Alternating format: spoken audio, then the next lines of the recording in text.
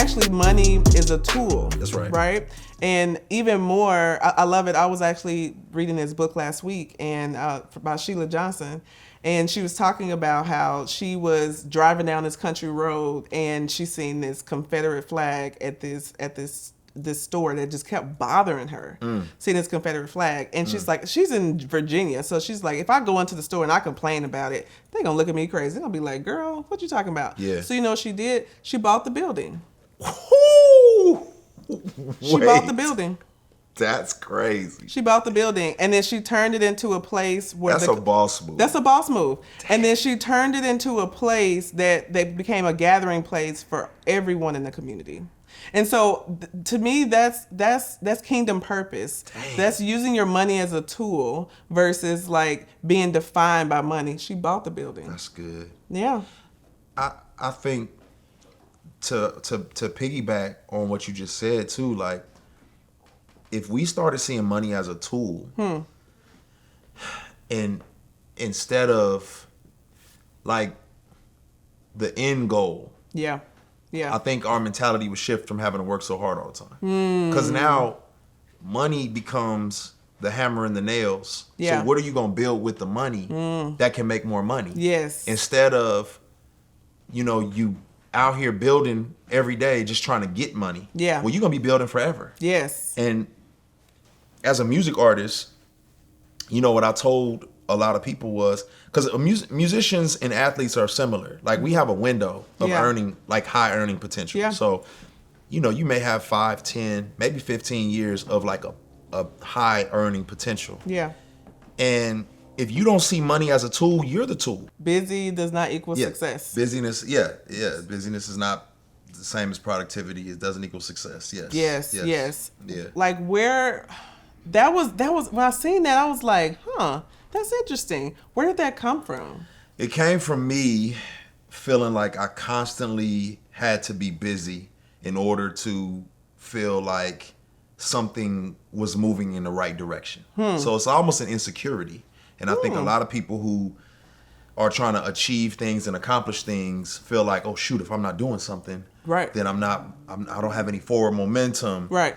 And it's some of it is imposter syndrome. Some of it is just like fear of security. Yeah. And in reality, resting is a healthy thing. Like a lot of people are afraid to rest. Yeah. And they're like, or don't know how. Don't know how to rest. Maybe haven't gotten the opportunity to rest. Exactly. Yeah. So I spent too much time overextending myself. Trying to throw stuff to the wall, hoping it'd stick. I'd already done something successfully, right? But now it was like, well, what about this? What about this? What about this? And now I'm exhausting myself. And instead of learning how to ready, aim, fire, I was ready, fire, aim. Wow. So you're just shooting. And then, that hit. Let me keep shooting in that direction instead of learning like, wait, let me take a minute, figure out where I'm trying to aim. Right. And then shoot. So relationships obviously are more important. So time and relationships are really what matters to us. We're trying to get money so that we can experience more relationships and more time. Right. Don't sacrifice one for the other. Right. So figure out how you can get your time back, get your relationships back. Right. Because when it's all said and done, our kids aren't going to be like, man, I'm so glad my mom and dad worked forever. I never saw them. Real estate mistake that I see people make all the time is not separating their business and personal finances. This is so important. Not only does it scream liability, like you host an Airbnb guest and somebody falls in your house and they want to sue you, and it just screams liability. But from a tax standpoint, I hate that you worked super hard to, take the risk to buy an investment property so that now that you can actually start making money and not be able to take advantage of all the amazing tax benefits that come from being an investor because you're commingling your personal and business finances.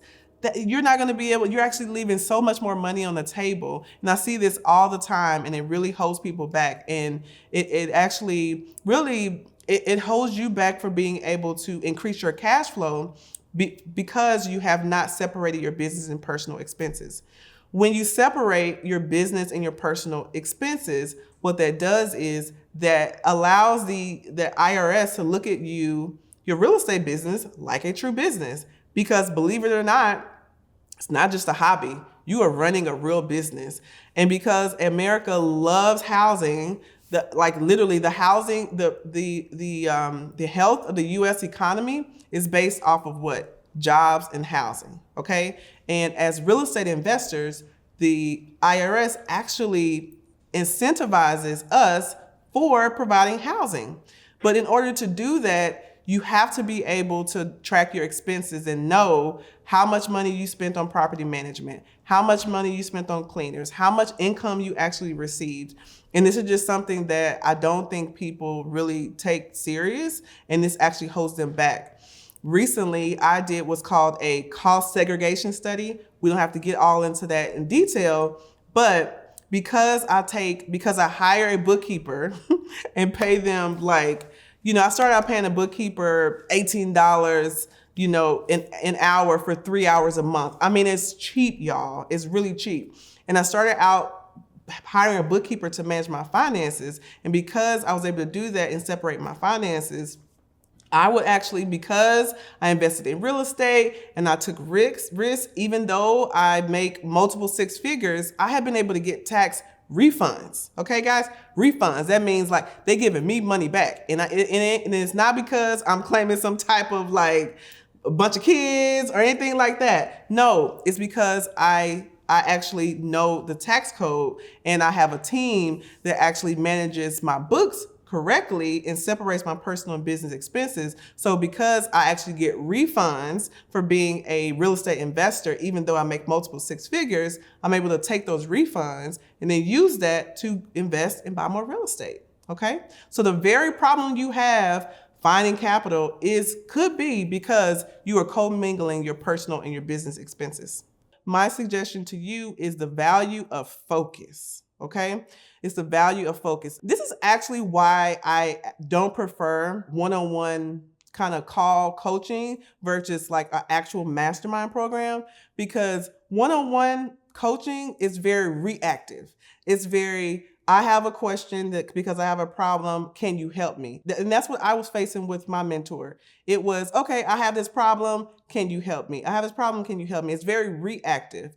But because I'm not asking him questions that I haven't quite yet encountered yet, he doesn't know to give me the answer. That's the difference between being involved in a actual formal mastermind program where there's a program, there's resources, there's a framework. It covers things and it helps you to actually ask questions that you didn't even know you needed to ask. And so being able to be involved in something like that has actually helped me to develop the systems so that I can focus, finish one project at a time, move on to the next one. So that project could be making money to fund this other project versus me just putting money out there, okay? So that's my second tip. Not investing in my own self to the level of transformation that I desire. This is a big one. I'm gonna talk to those of you who are like me. Y'all are self-starters. Y'all are self-motivated. Don't nobody have to wake you up and tell you how to do something. You ambitious and you're achievers. And you're like, oh, I got this. I don't need help. I don't need to ask anybody. I'm good. That was me for a really, really long time. I was just thinking about this the other day. I thought, okay, cool. Yeah, I built this, portfolio, this $5 million portfolio. Man, yeah, I did that. It was hard, but I did that. But that was one of my biggest mistakes. Yes, I did it. And yes, I've gotten here. And it really wasn't until I actually invested. I put my money where my mouth was because I got to a place where I was stuck. I can only, with my knowledge and with my level of exposure, take myself to a certain place, to a certain limit. I hit my own glass ceiling. I only got myself as far as I could, and I was stuck. And I couldn't figure out how to get unstuck. And so even us high achievers, self-starters, I got this YouTube University people also need to invest in the level of transformation that we desire. And it wasn't until I actually paid to work with someone, paid to have a coach, until I was like, oh, wow. Because I remember a few years ago, I was hovering around, my net worth was around $735,000. And yes, I had a good amount of money in real estate and investments, but I was still really struggling. I still really didn't have a lot of access to cash. I was still having to put down all my money to buy properties on my own. And I was really, really trying to get to that $1 million mark. And it wasn't until I decided to invest in an actual program to hire a coach to help me learn how to grow my business. And then in less than 1 year, I was able to get to the $1 million mark. So I decided, yes, it was a big investment. It was a $20,000 investment at the time. Yes, it was a big investment, and it was scary not to put it on a credit card. I'm just telling you, being honest. I had to put it on a credit card and pay it and figure out a way to pay it off. But that showed myself, oh yeah, you're serious about what you're committing to. That made me show up, and that made me want to get my money's worth.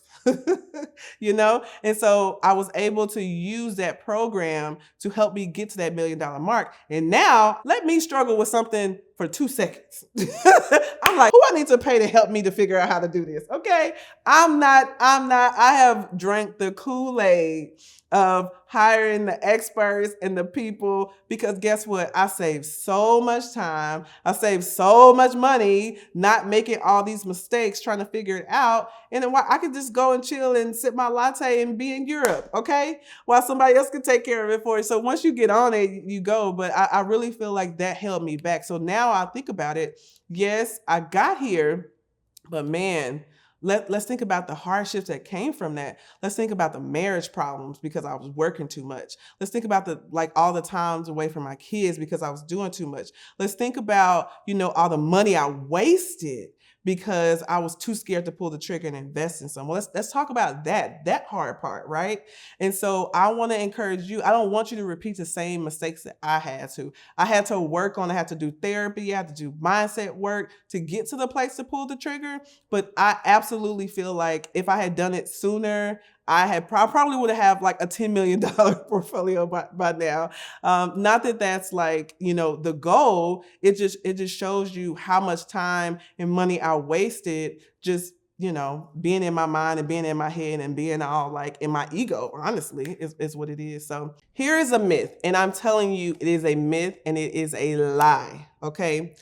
Here's the lie. The lie is, I can't tell someone else something because they're going to steal my idea, or I can't tell someone else something because they're my competition. Here's what I want you to know. At the end of the day, what is for you is for you. Okay? Number one, this is something I constantly remind myself of. I am Erika.